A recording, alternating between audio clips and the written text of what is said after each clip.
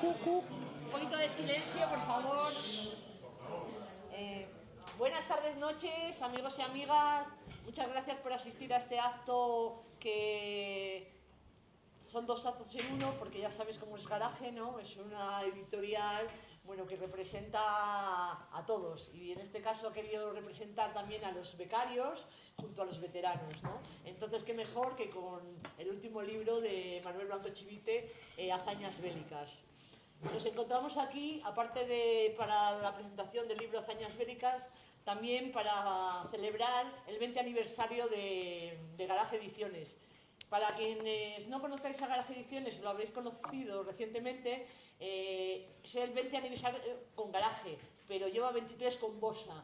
Lo digo porque si encontráis algún libro de Bossa, también lo podéis comprar y lo podéis leer, porque no hay mucha diferencia. Quiero decir que la calidad de la escritura y la calidad del mensaje de los libros es el mismo. Va por delante. También quería resaltar que tanto Bossa como Garaje, aunque son 20 años con Garaje, es una editorial que siempre ha ido por delante. Y eso les ha hecho muchas veces, ¿no?, pues cometer errores, como todo el mundo, pero seguir ahí y que la resistencia de la editorial sea pura. Yo no me voy a extender más ahora porque verdaderamente el protagonista aquí en este momento es Manuel Blanco Chivite y los compañeros Nuria y Javier, que son quienes van a presentar. Solo diré una mención sobre Hazañas Bélicas, que para mí personalmente es el libro de todos los que ha escrito Blanco Chivite que más me ha llenado. Es Chivite en estado puro.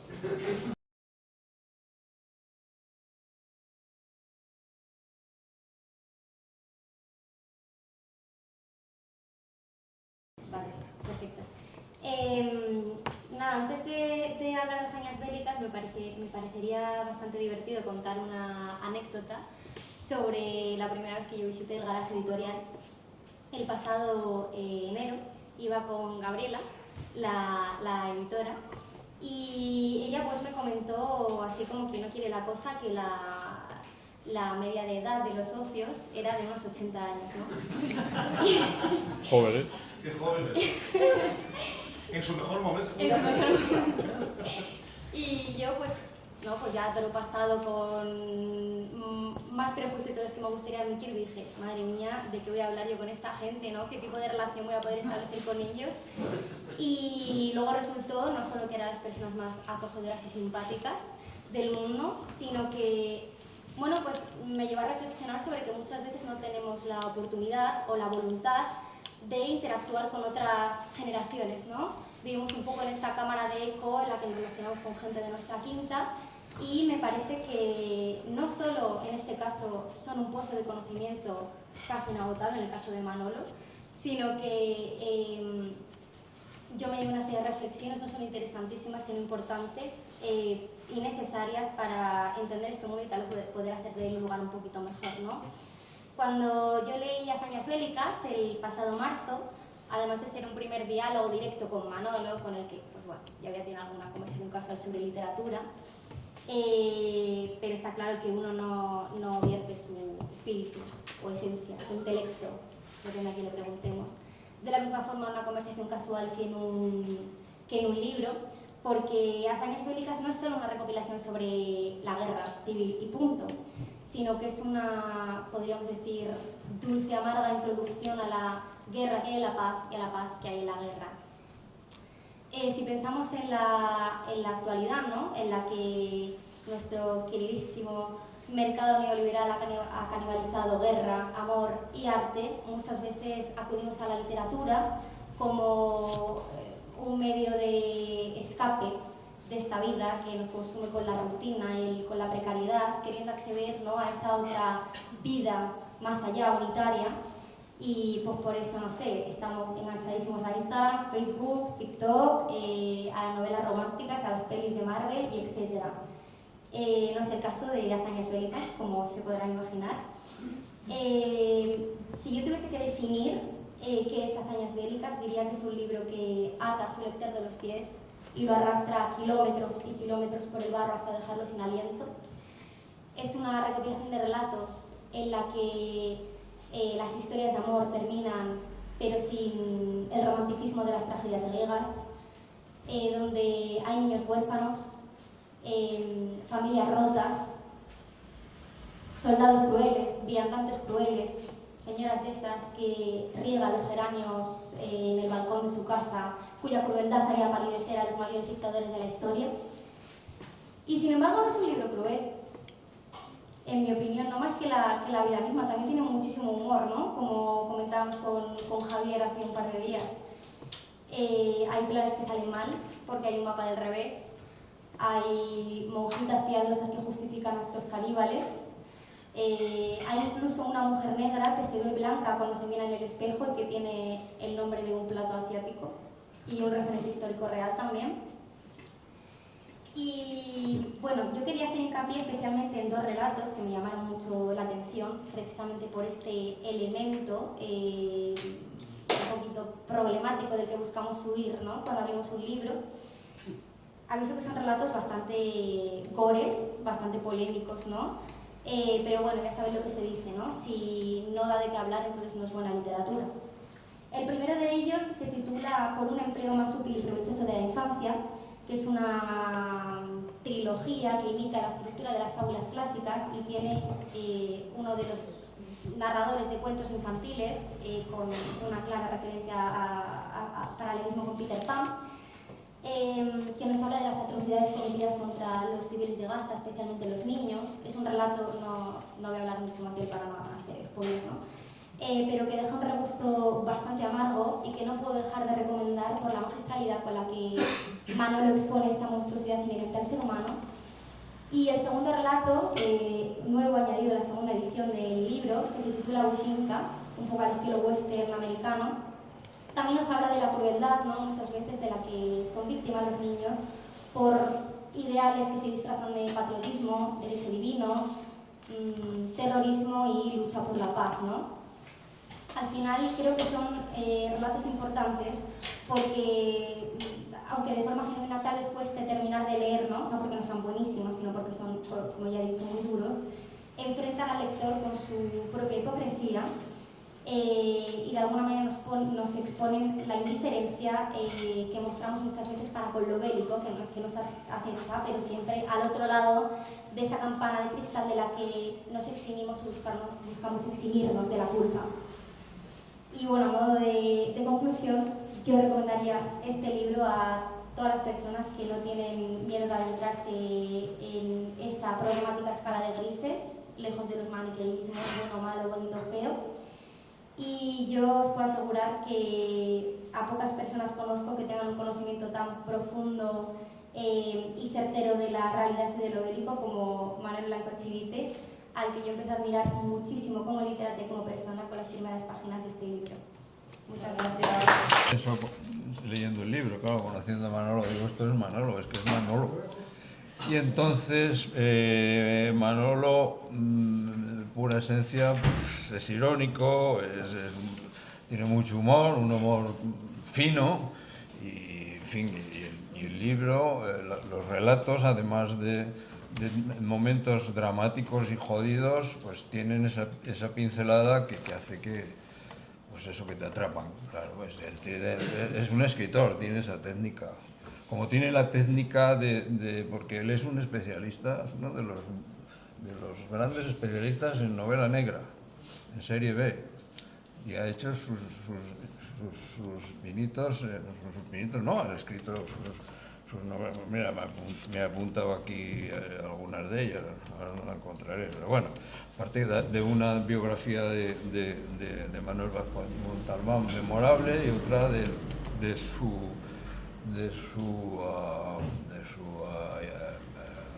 detective Pepe Carvalho,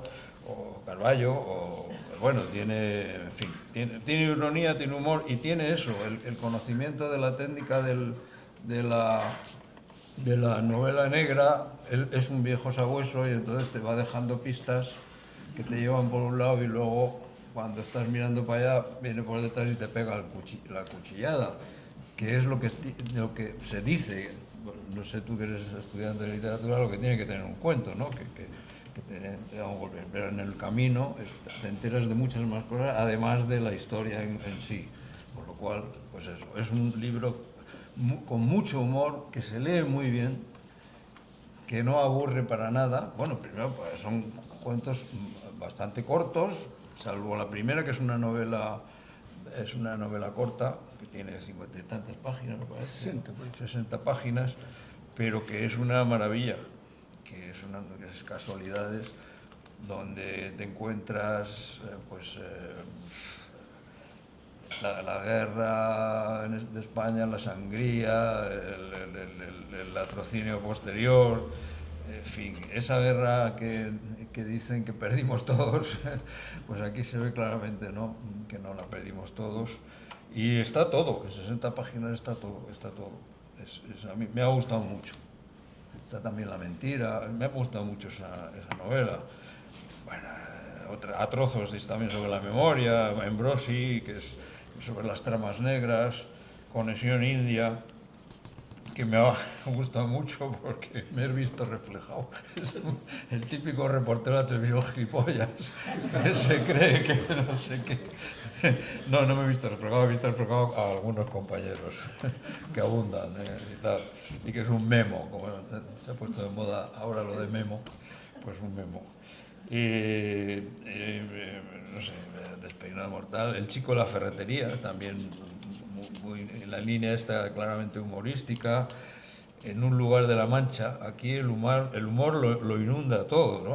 Aunque es un drama tremendo.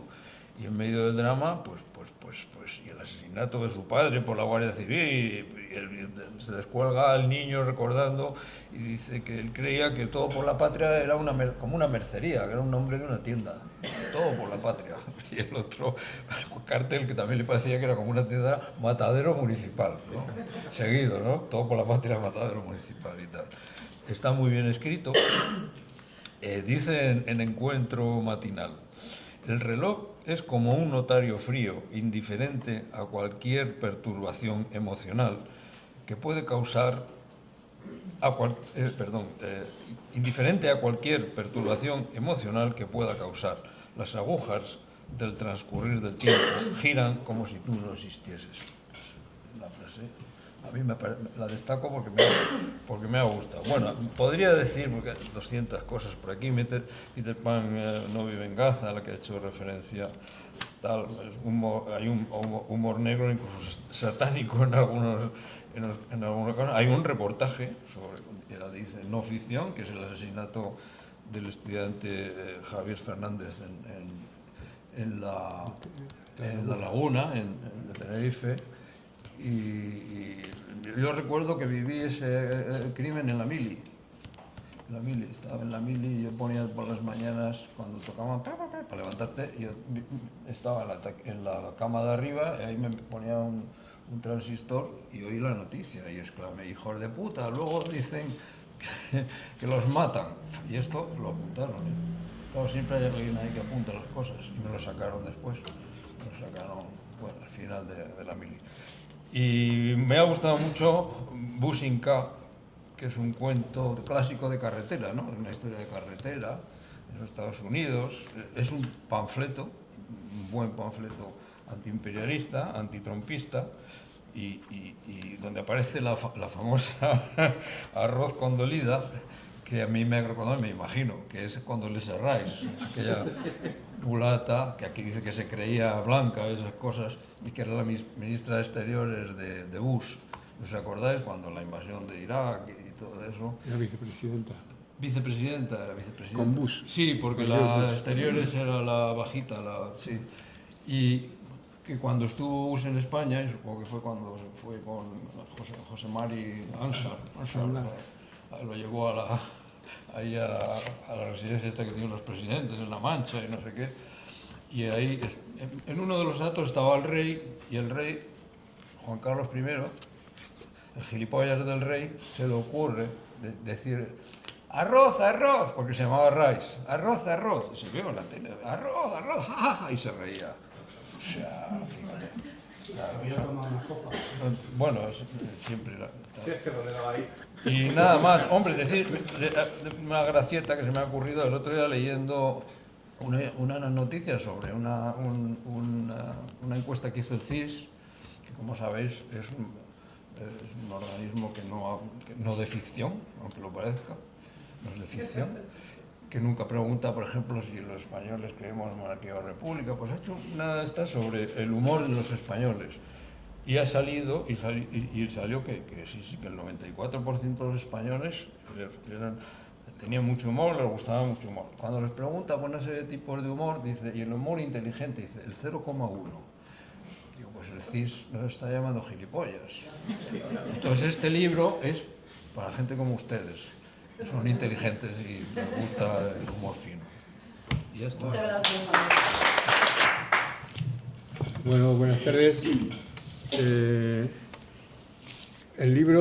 título del libro hace alusión a aquella colección de tebeos. A muchos de vosotros, por la edad que os calculo, creo que los conocisteis. Hazañas bélicas se llamaban aquella colección de tebeos. El guionista y el dibujante era Boixcar, ¿no? Y una colección de tebeos de los años finales de los 50, primeros 60, donde como ya había terminado la Segunda Guerra Mundial y habían ganado los aliados, entonces ya los buenos eran los soldados de Estados Unidos. Pero cuando hablaba de los soldados alemanes, normalmente los ponía así como vencidos con heroísmo, ¿no? Valientes y demás, pero claro, los otros les ganaron. Y entonces el título tiene un matiz irónico, ¿no? Sobre hazañas bélicas, ¿no? Porque hazañas bélicas, cualquier hazaña bélica consiste esencialmente y mayoritariamente matar a gente incluso desarmada. Es decir, los bombardeos que se hacen en las ciudades, el mayor número de gente desarmada. La bomba atómica se tiró en Hiroshima, que era una ciudad que no había recibido ningún bombardeo hasta ese momento y que además no tenía ningún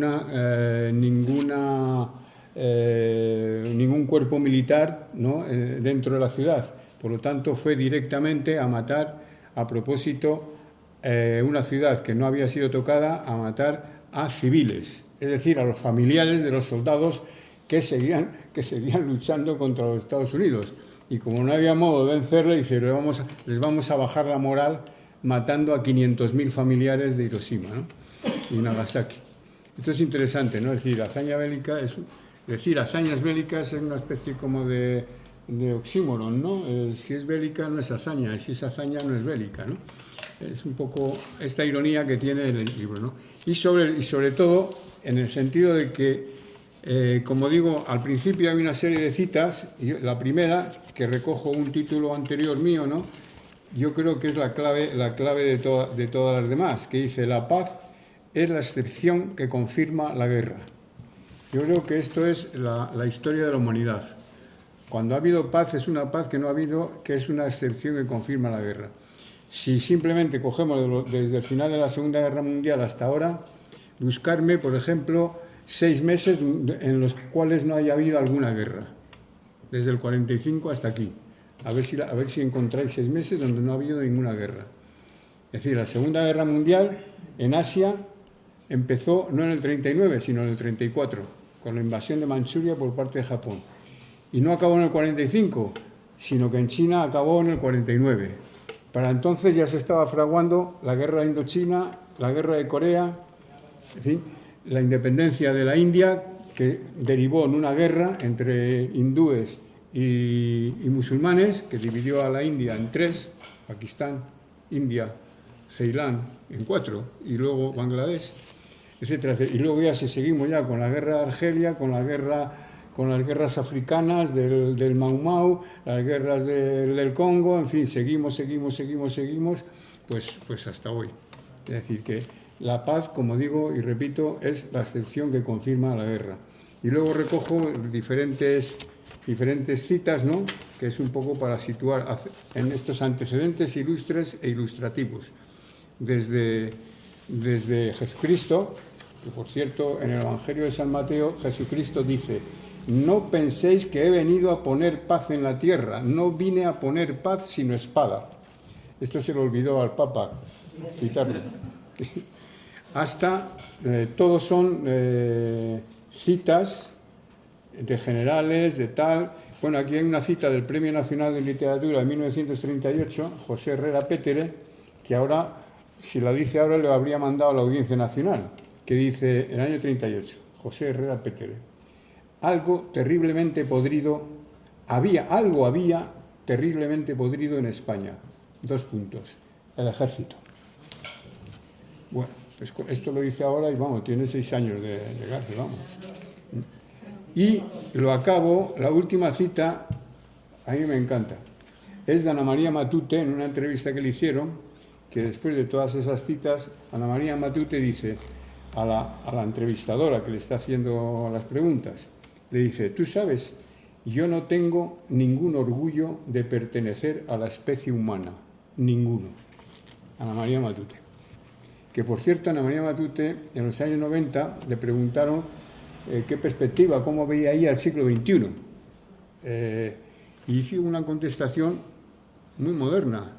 Dijo, yo veo el siglo XXI como una especie de retorno, con toda la ciencia, con tecnología, etcétera, etcétera, de retorno a un nuevo tipo de Edad Media. Interesante. Interesante. Ahora hay algunos filósofos que dicen lo mismo, solamente que unos 30 años después de que lo apuntase Ana María Matute. Y luego los relatos, pues bueno, ya los compañeros han hablado, ¿no? Y la compañera, por decir, como el relato de no ficción, el de Tenerife, ese relato fue un reportaje inicialmente, que lo publiqué en la revista Primera Plana, en unas circunstancias así un poco frecuentes, ¿no? Porque había salido de la cárcel y me fui de vacaciones a Tenerife por recomendación de un periodista, José Luis Morales, que es canario, y me dijo, vete a Tenerife, que allí ahora hace muy buen tiempo y estupendamente y tal. Me dio la dirección de un amigo, de un librero. Llegamos allí, bueno, bien, ¿no? Todo bien, y aparece un estudiante, que por cierto sigo teniendo alguna relación con él, ¿no? Y entusiasmado entra a la librería y dice, el lunes huelga general. Digo, coño, ¿y el lunes huelga general? Dice, sí, ha habido una asamblea de 7.000 obreros del tabaco y no sé qué, y el lunes huelga general. Y digo, bueno, vale, yo he venido de vacaciones, hace 15 días que he salido del talego y vengo de vacaciones. Dice, no, pues yo te lo digo y tal, porque pues, se armará mucho lío. Y dice, vale, tranquilo. Y efectivamente se armó mucho lío. Y en ese momento asesinaron, en el asalto que hizo la Guardia Civil a la Universidad de La Laguna, fue un asalto, pues bueno, pues la Guardia Civil, ya lo sabemos lo que es, ¿no? Tiene su historia, ahí está, ¿no? Cualquiera que quiera saber de ellos, que lo estudie. Pues asesinaron a Fernández, a un estudiante de 21 años, creo que tenía, ¿no? Javier Fernández, ¿no? Y en ese momento que salió el asesinato, eso se cuenta en el relato, ¿no? Había aviones llenos de policía, ¿no? Allí habían desembarcado aviones militares en el aeropuerto de Tenerife, ¿no? Con no sé cuántos miles de policías. Y me llama José Luis Morales, que estaba en una isla en La Gomera, que se había estrellado allí un avión norteamericano. Él trabajaba en Interview. Me llama por teléfono allí a la librería y me dice, oye Manolo, que me han llamado de los de Primera Plana, que era otra revista del grupo, ¿no? Del grupo Z.